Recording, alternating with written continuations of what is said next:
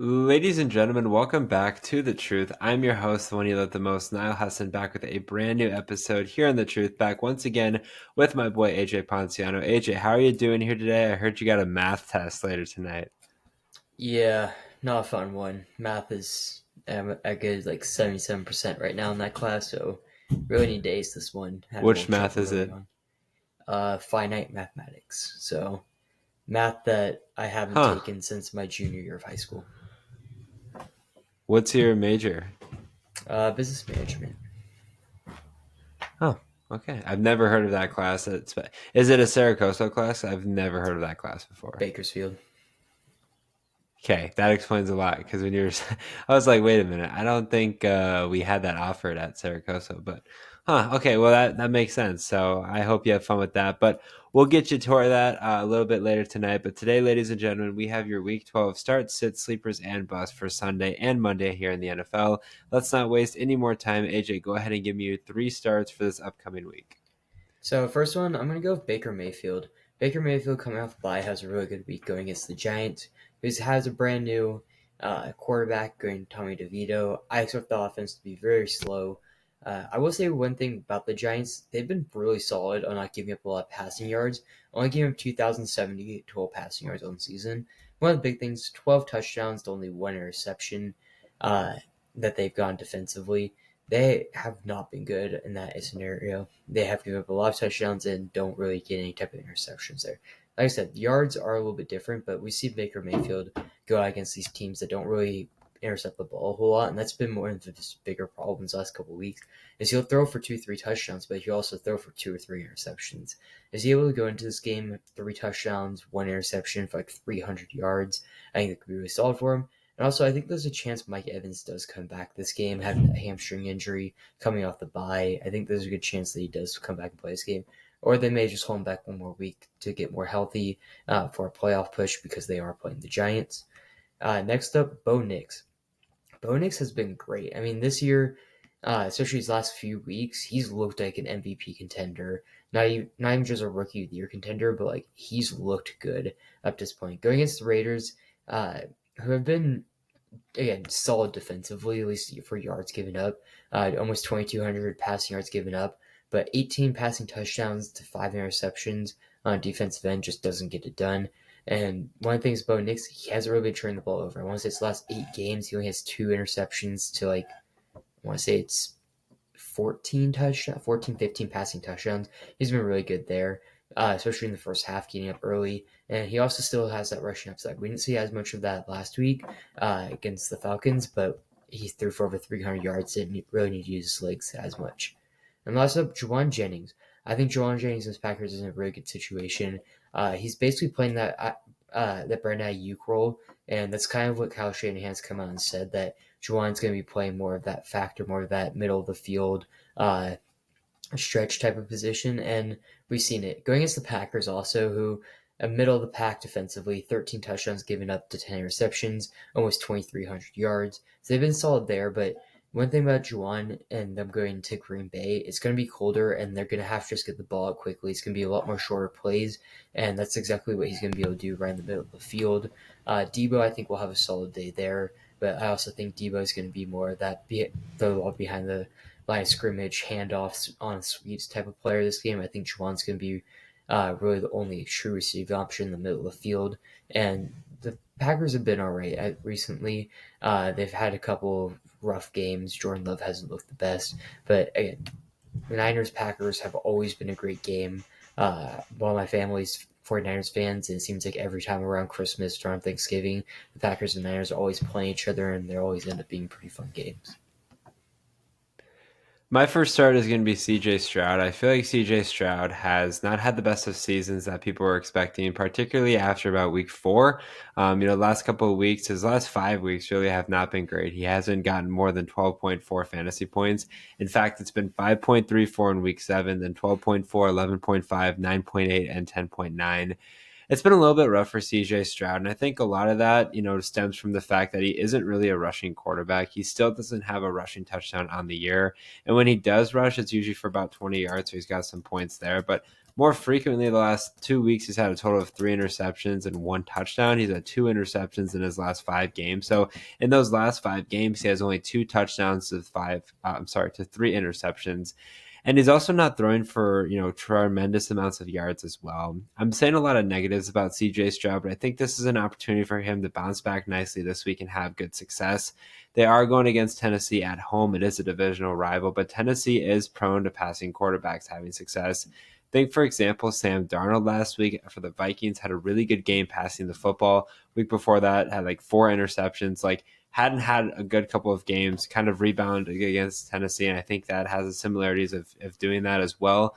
Also, last week was the first week that Nico Collins was back. Joe Mixon has kind of taken all the, all the spotlight as far as him rushing and receiving the football. So a lot of things have just been going against CJ Stroud, but this is a guy that was a rookie of the year last year, had a tremendous campaign. People weren't expecting, including myself. And I really think that, this end of the season here is going to be a good opportunity for him to kind of get back in the swing of things and have success. 2 divisional matchups, Tennessee and Jacksonville, 2 teams that are struggling. Then he has a bye week, and then it's Miami, KC, Baltimore before ending the year in Tennessee. So for sure, probably 2 or 3 weeks upcoming, he could be a safe option for your fantasy teams moving forward, and a guy that could typically have success when he's really been struggling as of late. Secondly, I'm going to go with Austin Eckler. Austin Eckler, another great week last week. I mean, mainly receiving 8 catches for 89 yards, which equated to 17.6 fantasy points, just 2 carries for 7 yards. They did bring back Brian Robinson after missing the last 2 games in that Thursday night matchup, but I still think Austin Eckler is going to be receiving a healthy role, particularly out of the passing attack. Obviously, it was evident in that game against Philadelphia, but it's also been mentioned by Dan Quinn, the utilization of Austin Eckler strictly for passing downs. This also reminds me of a situation last year with Tennessee, Tony Pollard and Tyjae Spears. Tyjae Spears, or not Tennessee, Tony Pollard, excuse me, Derrick Henry and Tyjae Spears.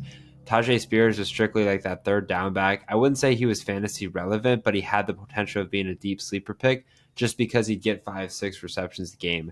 I think we can see that with Austin Eckler on top of his rushing capabilities, especially if Brian Robinson were to go down with an injury or if they want to loosen the load a little bit. But regardless, I think Austin Eckler is a tremendous pass catching option, especially in those PPR leagues. You're going to get a guy like Austin Eckler. His last 3 weeks has had 17 plus performances. I think that's huge. On top of that, they're going to host Dallas, and Dallas obviously has been struggling. Yes, on the offensive side, but since their offensive side has been so bad, the defense has been on the field a lot, which leads to a lot of offensive opportunities for Austin Eckler and that Commanders offense. So matchup's great, and I think Austin Eckler is continuing a great trend. Even with Brian Robinson back, I think he's definitely a must start. And then finally, my final must start is going to be Ramondre Stevenson. Ramondre Stevenson, after I traded him in week 7, has been tremendous. Just my luck. 23.5, 22.4, had a little bit of a down week, 8.7, but 12.9 last week. Kind of nice. Obviously, not as great as those 20-point performances, but all in all, he's looked a lot better. And I think a big part of that is the fact that he's now receiving 20 carries consistently for 70 yards. The offensive line's doing a little bit better of job, allowing Ramondre to run through the holes, but he's also getting some good production out of the passing game. I think a large part of that is Drake May's success. I was not ever, thinking that Drake May was going to have success. I think Drake May was my number one quarterback from this draft. The biggest thing I was concerned about was the offensive line's performance, and they haven't done their best. Obviously, they've improved a little bit, but most importantly, they've kept Drake May. I wouldn't say healthy because he's had a concussion, but Drake May, I feel like, is kind of just a madman when it comes to running the football and is kind of doing that to himself. So he's had a good amount of success. This offense has been moving a lot smoother, and that's really helped Ramondre Stevenson's production. I also think, too, with them going on the road against Miami's trying to ride a little bit of momentum.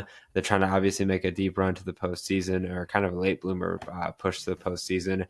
I think, if Drake May does struggle, he's going to look to guys like Ramondre. In the last two of the last 3 games, he had 4 and 5 receptions for 16 and 38 yards and a score. So a lot of PPR value there for Ramondre Stevenson. With it being a divisional matchup, I think it makes that focus even more specific to Ramondre and, his continued success moving forward.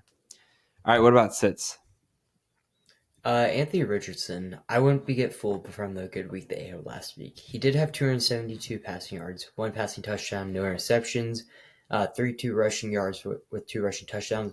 Also did have 2 fumbles on the day, but he's going against the Lions, who have been one of the best pass defenses. I know they give up a good amount of yards, just underneath 2,500 total passing yards up to this point. but they've only allowed 7 passing touchdowns, and they've had 14 interceptions on the defensive side. That's great, especially with someone like Anthony Richardson, who seems like an all or nothing guy. He did prove that he doesn't have to always be like that last week, having a 66.7% completion percentage, being 20 for 30.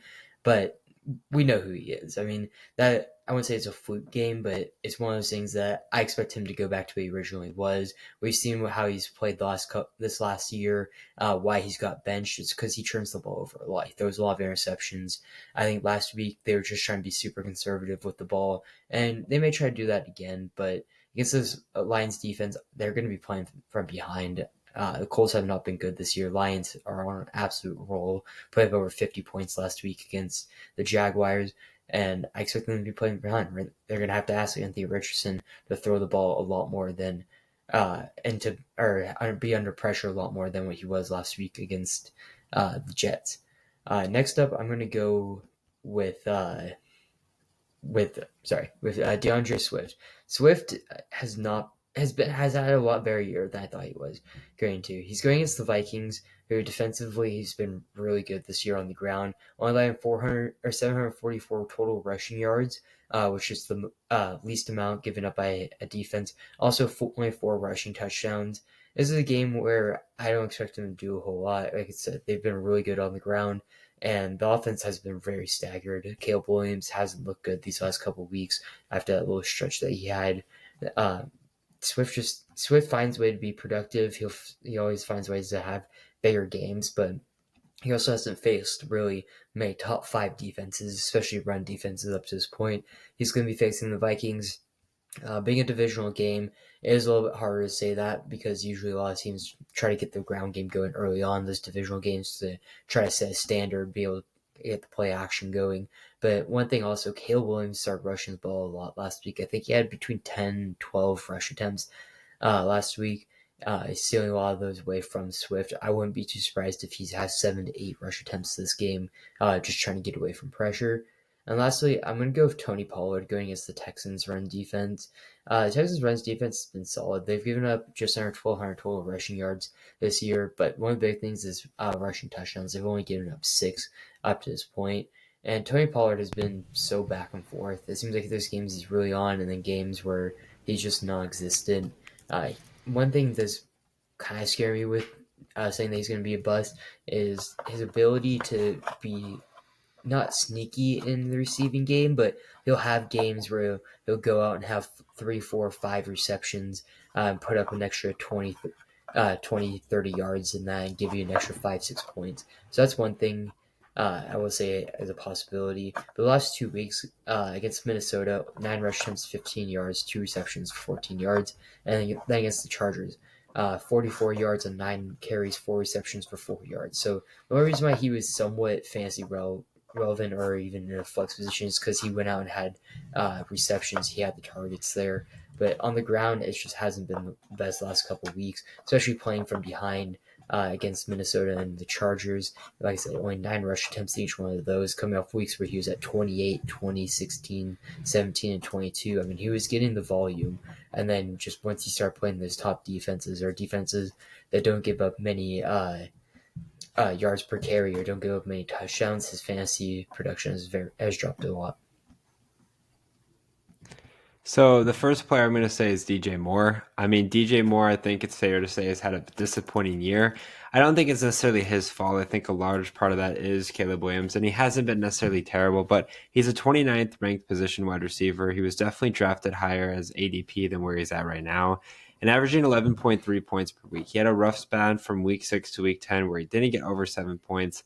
Last week did bounce back very nicely, 7 catches for 62 yards for 13.7 points, but I'm more looking for his 27.5 point total back in week 5 against Carolina with the 5 catches, 105 or 2 touchdowns, or consistently seeing numbers up here in double digits. Now, the Vikings secondary is a bit weaker, so there is opportunity for him to have success. But I also just feel like, too, with Caleb Williams, it's super spotty, right? Sometimes you're going to get a great Caleb Williams. Other times you're going to get a bad Caleb Williams.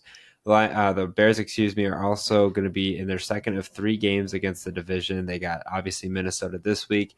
Then they got Detroit on the road. So a couple of tough games for them, I should say. But I really do think that DJ Moore has got a lot of potential. I just think this match against Minnesota, I think, is really not a direct place of where he's at. I think it's where Caleb Williams is at. And I think DJ Moore is a guy that maybe you got to wait another week or two, maybe even a couple weeks, and maybe as a late season push to a guy that gives you tremendous success. Now, he's obviously a guy that you're probably not consistently sitting unless you have a lot of reliable wide receiver options.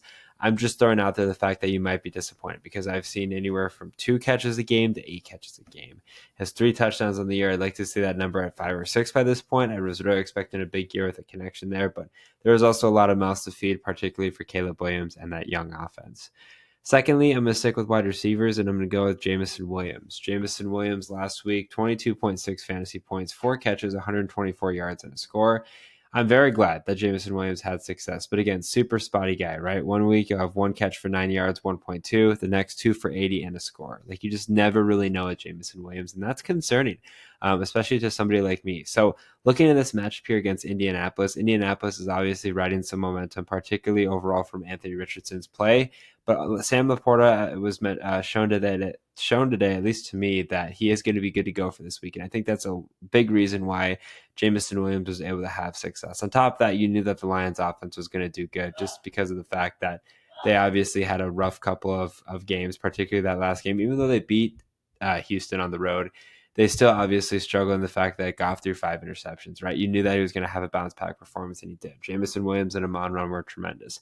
I would be curious to see if that yard total would have been so high if Sam Laporta was back. Now that Sam Laporta seemingly is back, I do think those numbers are going to drop a little bit, maybe to that 8 to 9 range.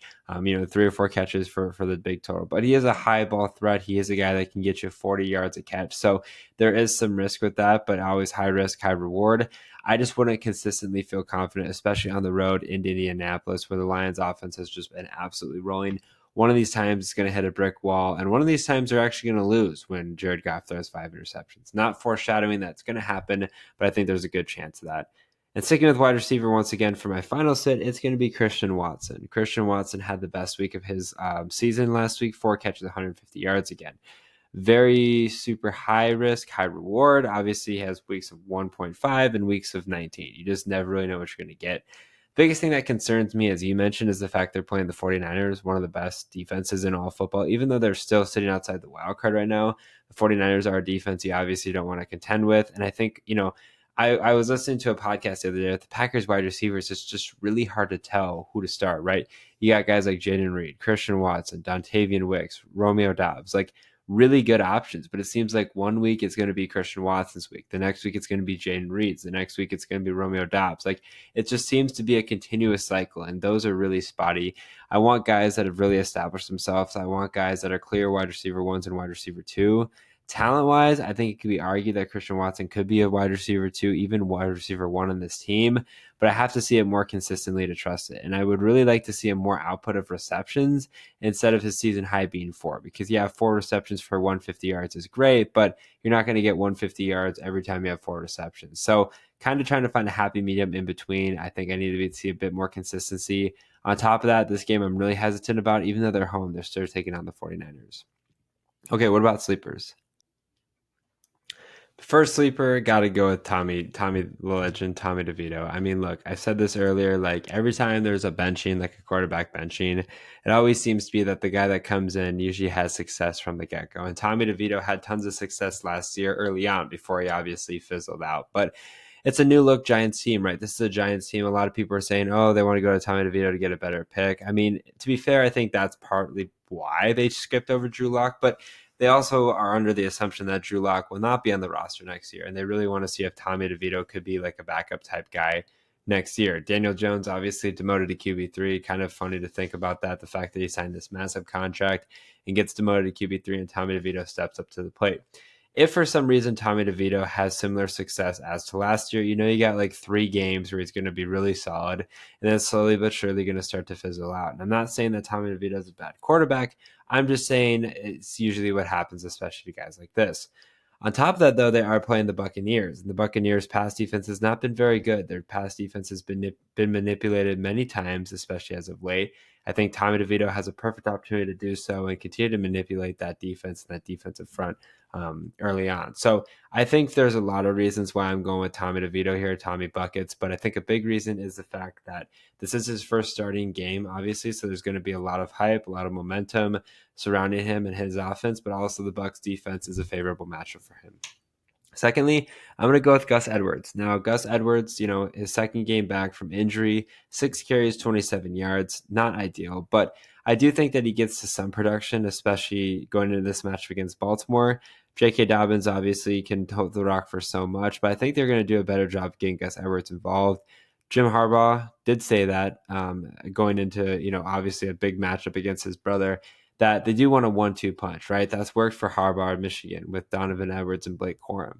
Now, J.K. Dobbins, I think, has surprised a lot of people, including his own coaching staff, the fact that he's been able to stay healthy, which is something that obviously wasn't J.K. Dobbins in the past. So there are a couple of things that lead that to the direction to think that, okay, maybe this is partly because they're trying to see what they got with J.K. Dobbins and how long they can use it for. But I think they also want to realize, too, that the Chargers are now competing for something, right? They're competing for a playoff spot. More than that, they're competing for the AFC West title. If they want a healthy J.K. Dobbins, they're going to have to alleviate some of the load, especially in these matchups against a team like Baltimore. On top of that, these two running backs' former teams. So, yeah, obviously, they're going to want to show out there. Gus Edwards was able to show out, especially when J.K. Dobbins was hurt towards the end of last year. And I think both running backs are poised for at least 10-plus performances, and I think Gus Edwards is going to be able to do that. And finally, I'm going to go with Rico Dowdle. I mean, obviously not a good 2 weeks. Obviously, it's been hard to kind of deal with that ever since Dak went down with that injury. It's been hard when they were trailing for as long as they've been trailing. I saw a stat like they were trailing something with like deepest in NFL history or something like that. Yeah, when you're trailing, you're not going to get a lot of production from your running backs. The only good thing for Rico Dowdle, the fact that Zeke has been completely AFK through this all. Like Zeke is like basically off the roster besides some mop up duty at the end of the year. I think they highly undervalued the running back position going into the offseason. I think Rico Dowdle is a good running back, don't get me wrong, but we obviously haven't seen the production that we've expected, especially from a guy like Dowdle. But he still is the RB1 for Dallas. They're poised for at least one of these games to find some success. Jerry is not just going to throw in the towel and say, hey, you know what? It's a lost season. Let's go ahead and tank. Jerry's never done that. And I don't think he's going to ever do that. They're going into Washington, which could be a difficult game, but expect Dowdle to have production out of the passing game, especially with the backup quarterback, Cooper Rush, Trey Lance, whoever they decide to go with once again. I think Dowdle could get some great production, pass catching, as well as just running the football as well, and being an incredible running back and a running back one for this Dallas Cowboys team that is struggling to say the least. Okay, what about Bus? Yeah, so my first is going to be Adam Thielen. I don't know if he's fully going to be back yet. I know he's questionable for it, but I figured I might as well mention it because there's been a lot of questions that I've received about what to do with Adam Thielen. Obviously, I think a lot of reason is because, they have a lot of rookie receivers there, guys like Coker and, Xavier Legette, who's had a really great campaign so far, especially with Thielen's absence. Obviously, Thielen, when he went to Carolina last year, kind of bolstered out for kind of randomly, to be fair, and had a good amount of success. But he's been out since week 3, where he had 13 points, 3 catches, 40 yards, and a score. He is still questionable going into this matchup. I know he's been medically cleared to play, taking team reps, things like that, and he has obviously been activated by IR. So a lot of things are trending Thielen in the right direction. However, I do think it's going to take time, especially because he had a lengthy absence. That's 3, 6, 9 weeks or so, where he hadn't been playing a football game. Maybe he's going to be able to jump in and get 28 points. I just don't think that's going to happen, especially since when he was healthy, he had 7.9 points and 4 points. So I think pump the brakes on Thielen just for right now and kind of wait to see if he's really able to establish himself moving forward. Secondly, I'm going to go with Gardner Minshew. And I mentioned Gardner Minshew a lot, but I really wanted to mention him after scoring 18 fantasy points last week, 282 yards, 2 touchdowns, and 1 interception.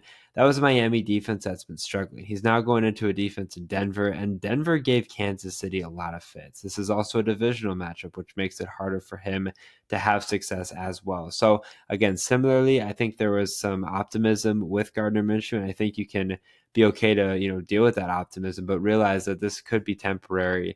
And I think this could be an opportunity for him to kind of get back and hide into the shadows a little bit, and just had a really lucky week, which seems to be the case for a lot of fantasy guys, particularly quarterbacks. Even if they've had a bad year, they have 1, 2, or even 3 weeks where they just kind of jump up for no reason. It's kind of like you're playing Russian roulette to see which side of the quarterback you're going to get. Finally, I'm going to go ahead and say Colby Parkinson as my third and final bust. Colby Parkinson, I think there was a lot more optimism going into the year. Yeah, he had some successes, but that was with Cooper Kupp and Puka Nacua out. Now that they're back, he's really been irrelevant the last 3 games, including this last game. Just 1 catch for 19 yards and a score, 8.9 fantasy points. That's not going to cut it, right? You're not going to be trusting him consistently to be a guy that's going to be a big-time target. I think this Rams team's obviously got a lot of things going for them, especially if Cooper Kupp and Puka Nacua are able to stay healthy. Thank you guys for listening to another episode here on The Truth. If you guys did enjoy it, make sure you follow The Truth on Twitter, The Truth as one, to stay up to date with the latest information regarding The Truth, including podcast dates, podcast uploads, and other important information you don't want to miss. Make sure you guys also follow The Truth on Instagram and TikTok at the.tt.truth. Are you looking to find a drink that offers peak hydration, raises your energy levels, speeds up your recovery, and keeps your mind sharp through focused memory? Look no further than Acid Rainwater. I'm excited to partner with Bloodline Sports AZ and Acid Rainwater, which focuses on peak hydration and productivity while also maintaining an ecosystem-friendly product. Use code HESSON15, that's HESSON 15 for 15% off every purchase.